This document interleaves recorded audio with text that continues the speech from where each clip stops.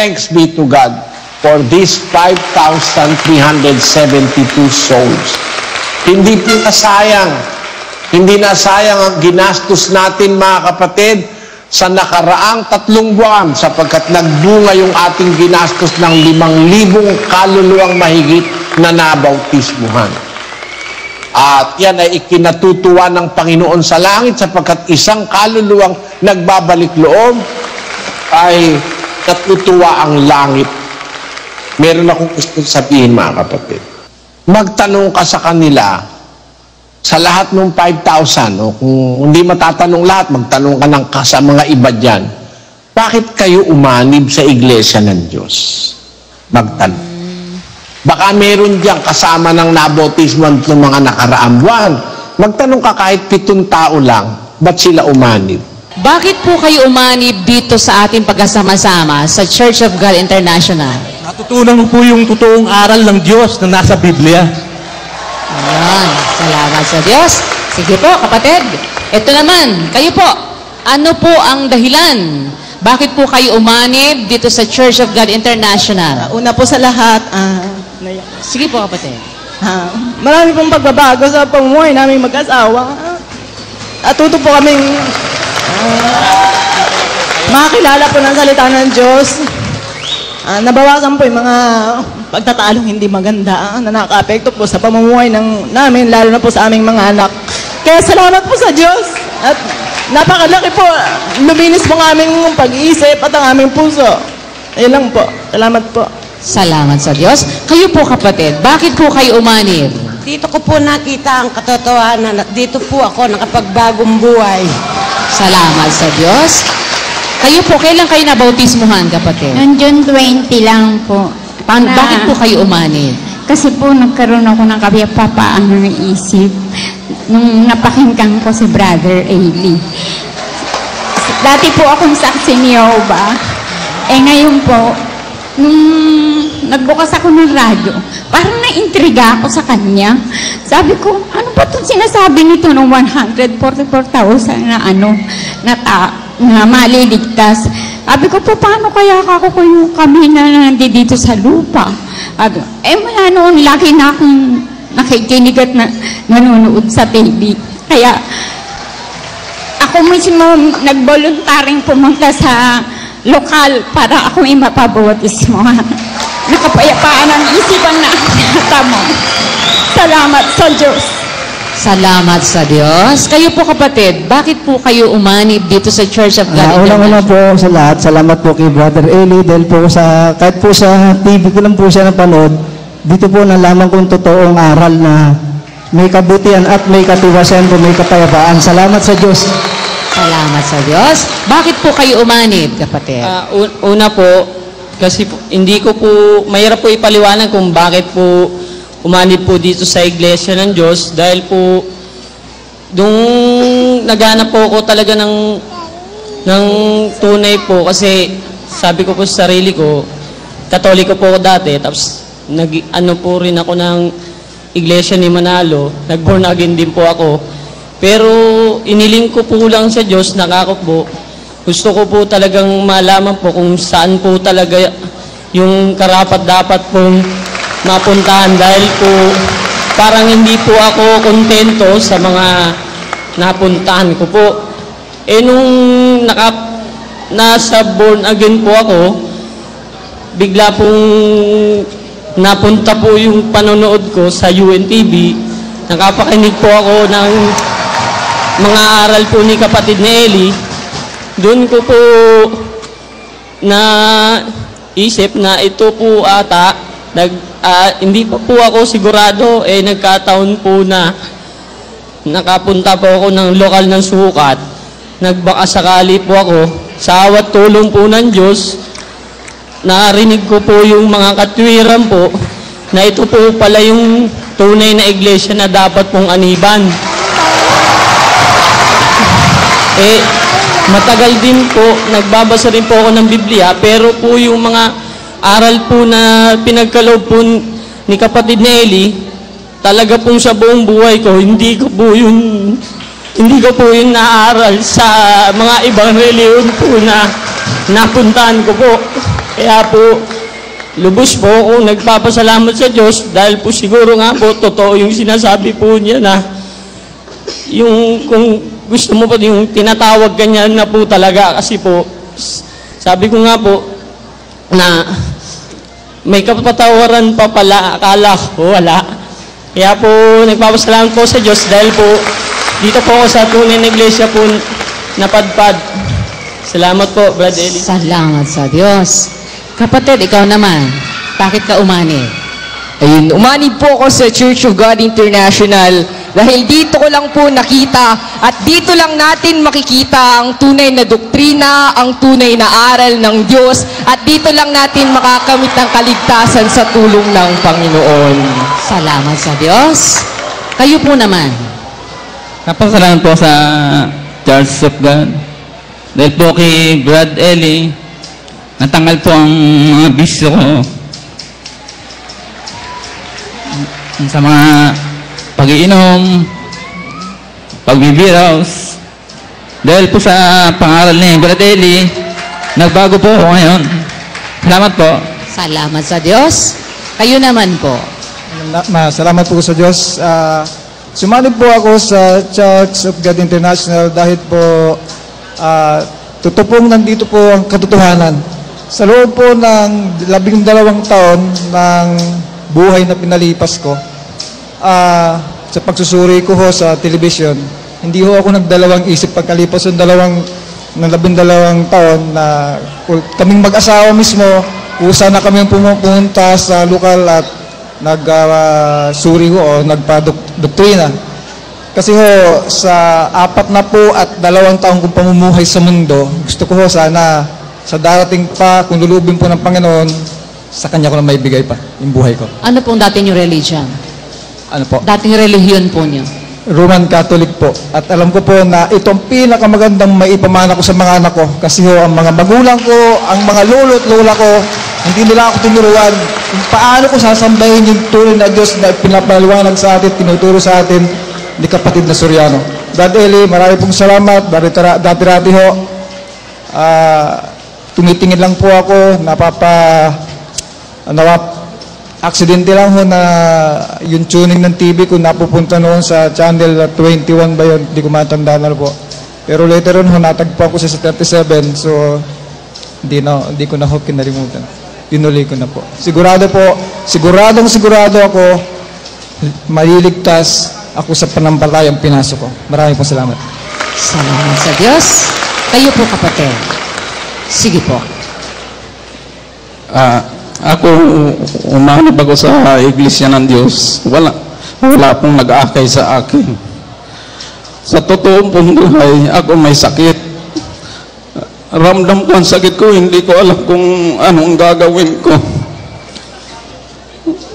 Pagkatapos niyan, parang sinurinder ko na ang buhay ko sa Diyos kasi hindi ko maintindihan ang sakit ko eh.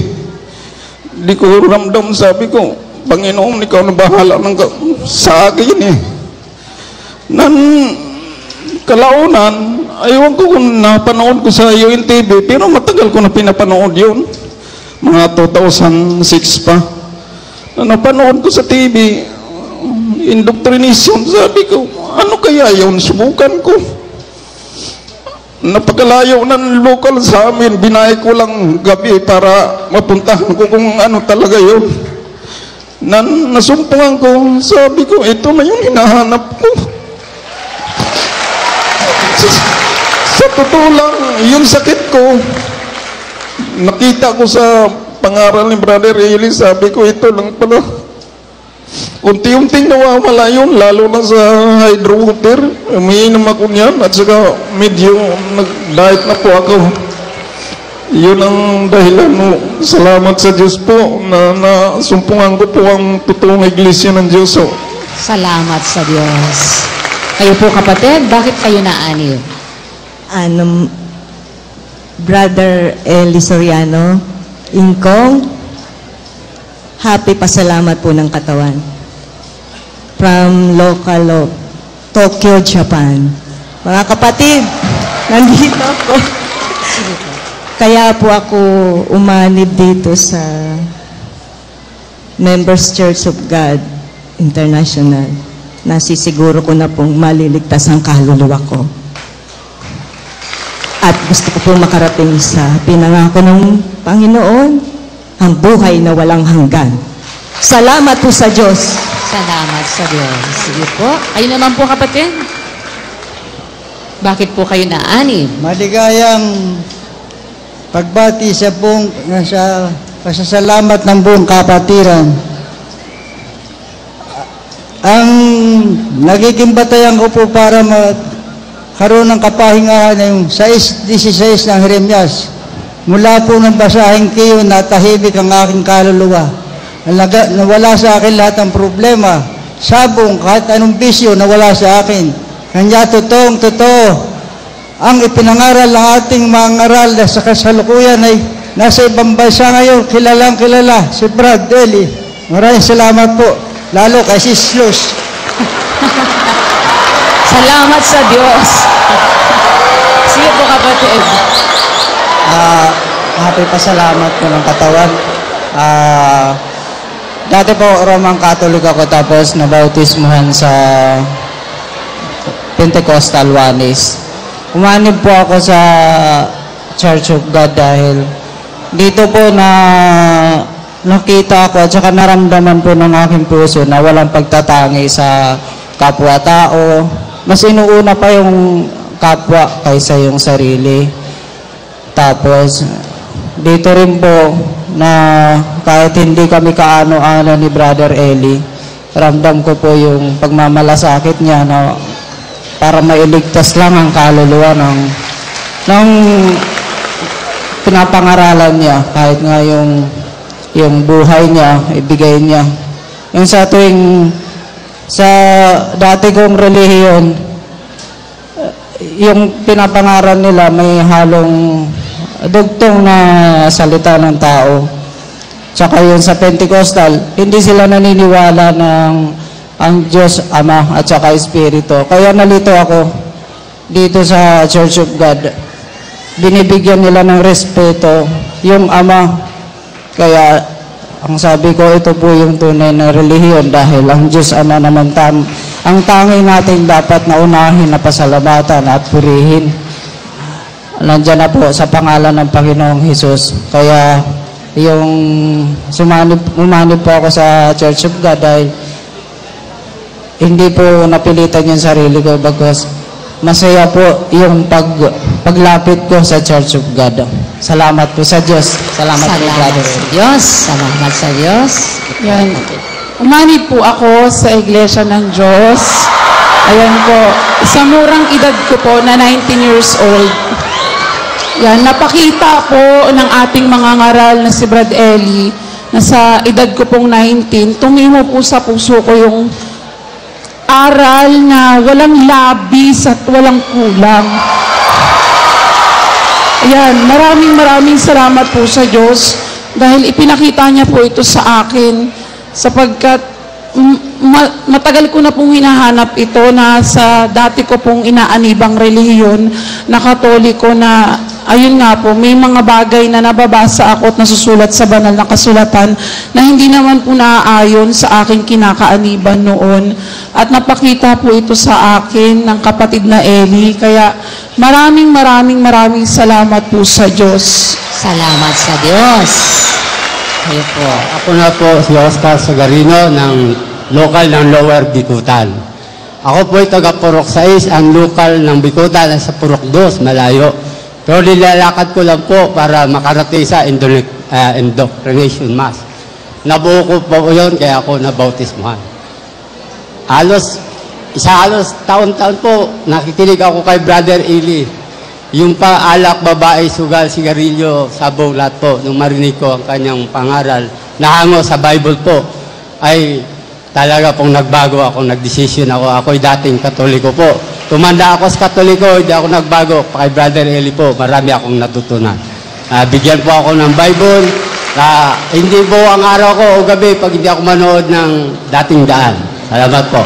Salamat sa Diyos. Kayo po naman, kapatid. Magandang tanghali po sa inyong lahat. Brother Eli, happy pasalamat po. Sa edad ko po 50, natutuwa po ako kasi dito ko po nalaman ng katotohanan sa Panginoon. Marami po akong church na inaniban, Church of Christ po sa unang hakbang. Then sa sa Japan, Yokohama naman po, born again. Hanggang sa makauwi rito, born again pa rin po. Pero dito ko po natuklasan ang tunay na kaligtasan ng Panginoong Jesucristo at yung pag-ibig po na malawak sa bawat isa. Wala pong tinitignan kahit pinakamaliit. At isa pa po, maraming natutulungan si Brother Eli, lalo na pag walang pera ay natutulungan sa mga gamot.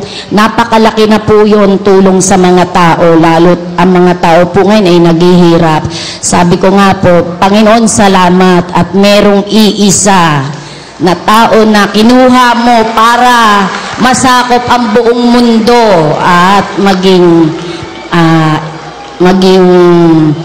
maganda ang ating takbo sa darating pang mga panahon upang maligtas lahat ang mga tao sa sanlibutan. Salamat po, Brother Eli. Anong dahilan nyo, kapatid?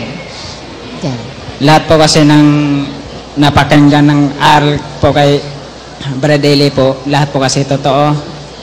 Saka po marami na po kasong sinali na aniba na iba't ibang reliyon po. Puro po mga sinungaling. Saka lang po, namimira lang po sila eh. Kaya yung punta na sa isa pa po, natatakot po ko sa impyerno kasi. Yun lang po, salamat sa Diyos. Salamat sa Diyos. Ayan. Ikaw naman. Una po sa lahat, nagpapasalamat po ako sa Diyos at kay Brother Eli sa pagkasangkapan po sa kanya ng Diyos. Naanib po ako sa iglesia. Sa una po nakikinig po ako sa UNTV. Tapos, marami po akong kasalanang nagawa sa sarili ko po eh. Natuto po akong mag-drugs, nalulun po ako sa bisyo. Pero nung naanib po ako dito sa iglesia ng Diyos, naiwasan ko po lahat yun. Natuto po akong gumawa ng mabuti, igalang yung magulang ko, pati yung kapwa ko po. Papasalamat po ako kay Brother Eli. Maraming salamat po. Salamat sa Diyos. Kayo po. Happy pasalamat po sa lahat ng mga kapatid. Salamat po sa Diyos. Bakit po ako naanib? Kasi po, dito ko naramdaman ang tunay na katuwiran ng Panginoong Diyos. Binabago niya po ang lahat ng bagay na masama sa sarili ko po. At marami pong bagay na binago ang Panginoon. At nagpapasalamat po ako sa inyo, Brad Eli, dahil sa pangangaral niyo po na marami po akong natutunan. At marami pong nabago sa buhay ko. Maraming salamat po sa Diyos talaga. Sa Diyos po lahat ang kapurihan. Salamat po sa Diyos. Salamat sa Diyos. Kayo po.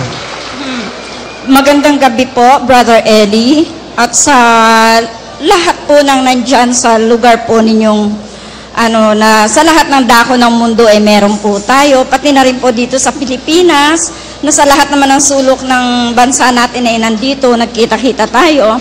Ako po, kung bakit ako naanib, noon pa talaga nagsasuffer na ako ng matinding sakit ng kalooban mula sa mga anak ko at iba't ibang tao. At saka marami din akong pagkakamaling nagawa sa aking sarili at sa aking, sabihin na natin sa mga anak ko din.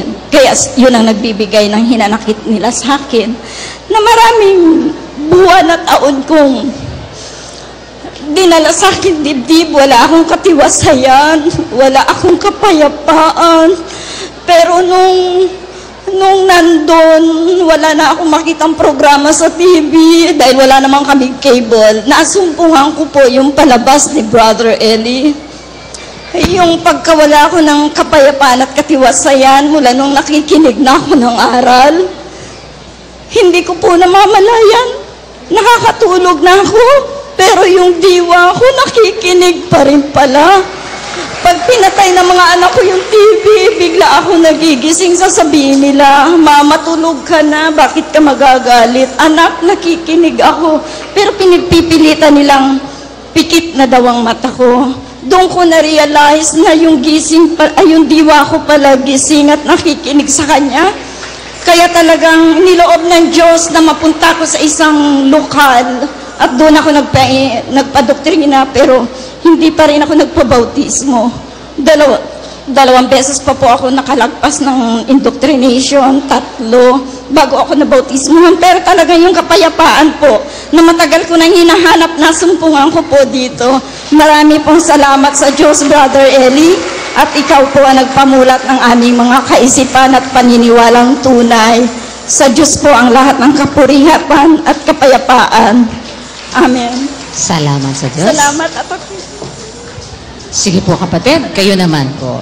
Ako po ay nagpapasalamat sa Diyos Ama dahil kay Brad Eli na tagpuan ko ang tunay ng aral ng Diyos at nanawagan ako sa akong mga magulang, mga kapatid na nandyan sa Iglesia ni Manalo. Dito na tayo, dito natin matutunan ang tunay ng aral ng Diyos. Thank you, Lord. Salamat sa Diyos. Ayan, ex-man pala siya. Sige Happy po. pasalamat po, Brother Eli. Ako po, sa awat tulong po ng Diyos, isa po akong estudyante sa La Verdad. Tapos, alam ko po nung napunta ako sa La Verdad, hindi po yun alam ko pong may dahilan ko ba't ako napunta doon. Naanib po ako dito kasi yung mama at papa ko po, matagal na po silang kaanib sa iglesia. Pero, ngayon po kasi, hindi po sila nakakadalo. Yung papa ko po palaging sinasabi sa akin na magkaroon lang daw po ako ng pagkakataon na makausap si Kuya. Katulad po kanina bago ako malis, sabi niya, makausap ko lang si Kuya, baka daw po sumunod siya, sabi niya. Kaya po yun, salamat po sa Diyos. Kasi sa pagkasangkapan niya po kay Brother Eli tsaka kay Kuya Daniel Rason, salamat din po sa awat tulong po. Ngayon 3rd year na po ako sa La Verdad. Ayun po, salamat po. Dahil kung hindi po ako siguro napasok doon, hindi po ako maaanib. Salamat po sa Diyos. Salamat sa Diyos. Ikaw naman. Yun po. Salamat po sa Diyos, unang-una po, dahil niloob niya pong maanib po ako sa iglesia. Galing din po ako sa La Verdad Christian College po. Yun po. Una po, nagpapasalamat po ako sa Diyos kasi yun po, naramdaman ko po talaga yung biyaya niya po. Ibang-iba po talaga kapag Diyos po yung gumawa, wala po makakapigil. So, galing po ako sa pamilya po na mga born again. Although nahirapan po ako una na umanib kasi nga po sahad lang po ng pamilya. Pero yun po, hindi rin po nagtagal. Naramdaman ko po yung biyaya po ng Diyos sa akin na kailangan ko pong umanib dahil sa iglesia po ng Diyos na pinagsasama-samahan po natin, nandito po yung tunay na daan, katwiran po, na hindi maikukumpara sa ibang relihiyon. Yun po. Nagpapasalamat po ako kay Brother Eli, unang-una po, dahil nung umaatin po ako ng doktrina, naramdaman ko po talaga na ibang-iba po si Brother Eli. Iba po siya sa lahat. Sa pagsasalita niya pa lang po, mararamdaman niyo po na napakabuti niya pong tao, kaya hindi po totoo lahat ng sinasabi sa kanya. Maraming salamat po sa Diyos. Sa Diyos po lahat ng kapurihan. Salamat sa Diyos. Ikaw naman kapatid. Kaya po ako umanib sa samahang ito, ay napatunayan ko po na totoo pong may Diyos na makapangyarihan sa lahat. Ang totoo po niyan, 1994 pa po, 14 anyos pa po ako'y nakikinig na. Hindi pa naman pwede magpabautismo nung araw pagka ganong edad yata. Hanggang sa, tuloy lang po ako ng pakikinig. Nung pong nagkapamilya ko, 2004 po, gusto ko na pong magdoktrina. Kasi po may nagpunta sa mga umiikot na motorcade sa San Pedro, Laguna. Kinausap ko po ng aking may bahay, inaaya ko po siya. Ay nag-usap po kami, sabi ko, pilitin mo makauwi ng alas 6, sabi kong ganyan.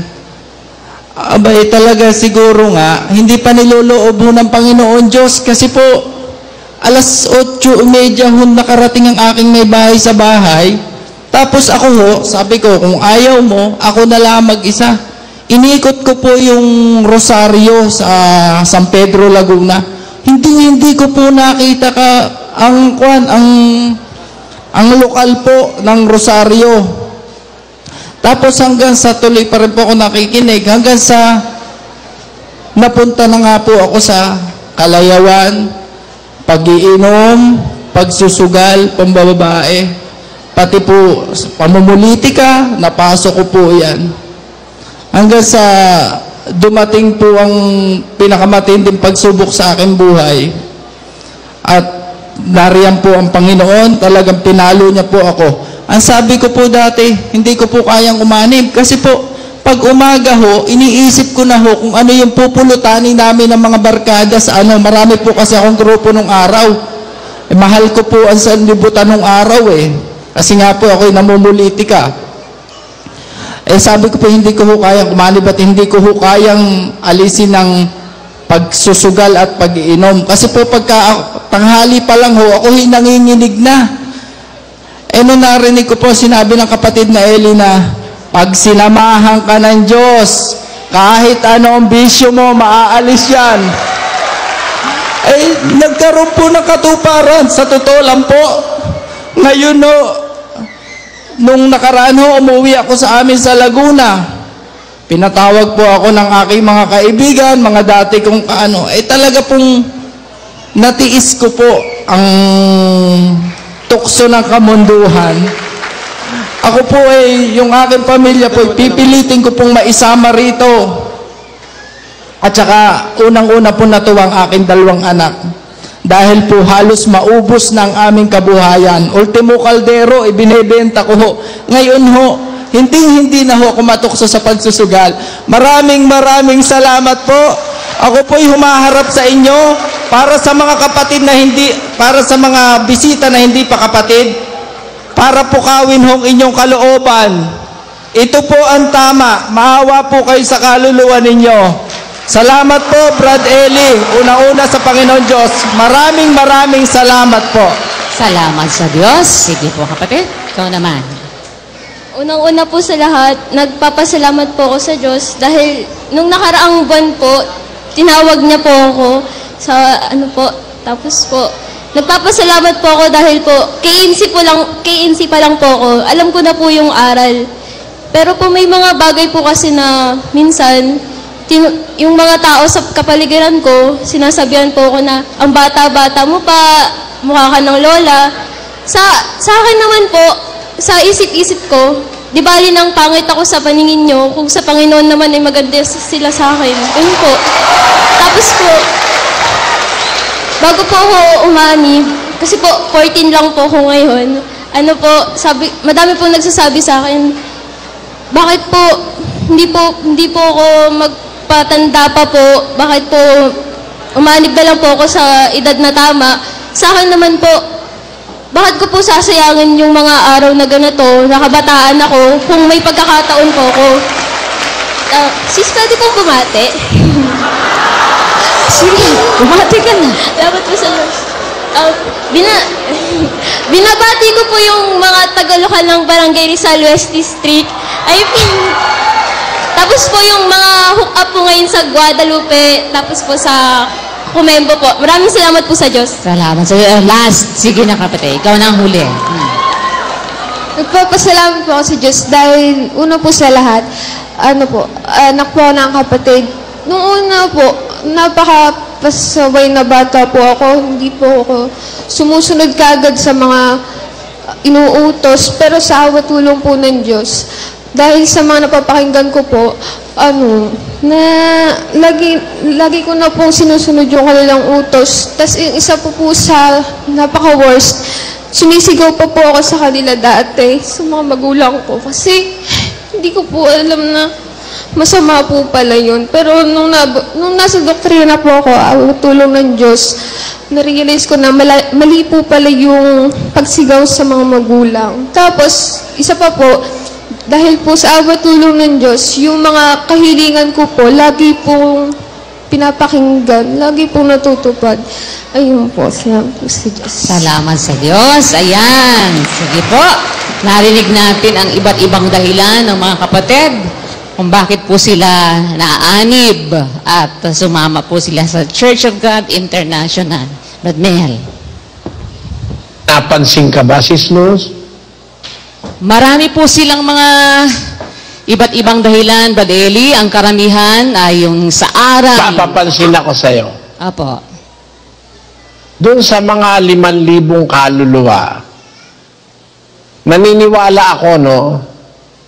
Dahil sa dami nung nagsalita ngayon, kahit isa walang naanib dahil sa milagro.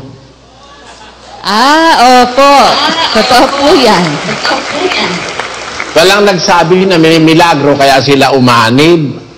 Okay. Alam mo, kaya maraming umaanib sa mga pastor ngayon, nagmimilagro sila eh.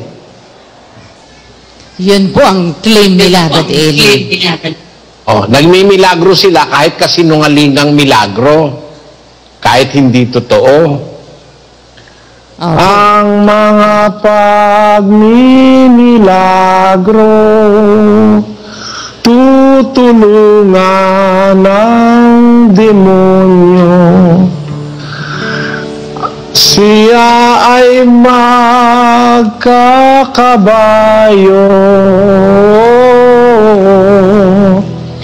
Ano pat sa buong mundo hahari itong lilo. Tama? Mula pa sa umpisa ng Katolisismo hanggang sa pagdating ng mga born again, ng mga Pentecostal, ang mga tao na hihikayat nila dahil sa milagro. Kesyo yung mahal na birhen ay lumuluha ng dugo, kesyo yung damit ng mahal na birhen ay mayroong mga bulaklak ng damo dahil naglakad daw yung mahal na birhen nung gabi, dahil yun daw yung kanyang simbahan giba. Kaya madaling-madali, natayo yung simbahan dun sa La Union. Yun daw mahal na birhen, naglakad ng gabi, kaya nung dumating sa altar, punong-puno ng mga bulaklak ng damo yung kanyang damit. Maraming ganyan ngayon. Ang ipinanghihikayat, milagro. 24:24 ng Mateo. Sapagkat may magsisilitaw na mga bulaang Kristo at mga bulaang propeta at magpapakita ng mga dakilang tanda at mga kababalaghan, ano pat ililigaw kung maaari pati ng mga hirang. Ayan, yan ang kanilang pangahas ngayon, milagro, kababalaghan, mga tanda, para magligaw ng tao. Yan. Nagpapasalamat ako sa Diyos. Doon sa narinig ko lahat na yon, ang sinasabi nilang dahilan kaya sila nahikayat, yung aral ng Diyos na kanilang narinig. Mo yon, kapatid na Luz? Opo, Brad Eli. Totoo po yan. Yung aral talaga ang dahilan. Ang tunay na batayan ng paglapit sa Diyos. Yung aral. Hindi milagro. Ang tunay na batayan ng paglapit sa Diyos, aral. Hindi milagro. Kasi kahit mga demonyo pwedeng magmilagro. Pakinggan nyo sa 7:17 ng Juan. Kung ang sino mang tao ay nag-iibig gumawa ng kanyang kalooban, ay makikilala niya ang turo kung ito'y sa Diyos o kung ako'y nagsasalita na mula sa aking sarili. Ngayon ang makikilala, Sis Luz? Ang turo po. Ayun, yun ang dapat kilalanin kung ang sino man tao nag-iibig gumawa ng kalooban ng Diyos, sumunod sa Diyos, maglingkod sa Diyos, sumambas sa Diyos, magpasalamat sa Diyos, makikita niya o makikilala niya ang turo kung ito'y sa Diyos o kung ang isang mangangaral ay nagsasalita na mula sa kanyang sarili. Sabi nga nung kapatid kaninang isa, yun daw mga pinuntahan niyang relihiyon, marami raw inihahalong salita ng tao. Dapat aral ng Diyos lang. Walang labis, walang kulang. Dahil sa narinig kong yan, nagpapasalamat ako ng walang patid sa Diyos na ang humikayat sa inyo, hindi ang pagkatao ko, hindi ang anumang bagay, kundi yung aral na inyong narinig. Isa lang ang kahilingan ko sa inyo, mga kapatid. Mula ngayon at sa lahat ng darating pang panahon, huwag kayong magpapasalamat sa akin. Huwag kayong magpapasalamat sa akin. Ang pasalamat, ang kapurihan, ang karangalan, ang kapangyarihan ay laging ibigay natin sa Diyos. Kasi ang Diyos ang may kagagawa ng kabutihan sa ating buhay na nararanasan. Kasi kung hindi ako binigyan ng Diyos ng karunungan, hindi ko naman kayong matuturuan. Kung hindi ako binigyan ng Diyos ng buhay, hindi rin ako makakapagsalita. Kaya meron akong buhay, meron akong lakas, kahit matanda na ako, nakapagsasalita ako, awa ng Panginoon, at natututunan niyo yung aral. Ang Diyos ang may gawa niyan. Kaya ang pasalamat ay sa Diyos. Salamat sa Diyos na walang patid dahil sa inyong lahat, mga kapatid. Umaasa ako na mananatili kayo sa katotohanan. Lalo na yung mga nagsalita kanina, nakaiwas na siya sa bisyo, kapatid. Ang paalala ko sa inyo, dadating ang panahon, tutuksuhin kayo uli ng bisyo. Tutuksuhin kayo uli ng mga kaibigan nyo't kabarkada, pero magpakatatag kayo. Tandaan nyo, sabi ng Panginoon sa pamagitan ni Pablo, hindi darating ang tukso. Mabuti basahin muna si Luz, ang 10:13 ng unang Korinto. Hindi dumating sa inyo ang anumang tukso, kundi yaong matitiis ng tao. Datapwat tapat ang Diyos na hindi niya itutulot na kayo'y tuksuhin ng higit sa inyong makakaya. Kundi kalakip din ng tukso ay gagawin naman ang paraan ng pag-ilag upang ito'y inyong matiis. Tandaan niyo ang talatang ito, mga kapatid, na dating may bisyo, mga drug addict, pag dumating ang tukso, matitiis mo yan. Hindi papayag ang Diyos na dadating sa iyo ang tukso na hindi mo matitiis. Pag dumating yan, ilagay mo sa isip mo, matitiis ko ito. Kahit magalit pa ang kaibigan mo, matitiis mo yan.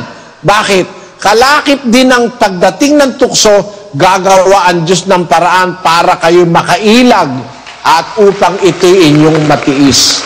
Samahan nawa kayo ng Panginoon, mga kapatid, at salamat sa Diyos dahil sa kanyang paggawa sa inyong mga buhay at sa ating lahat.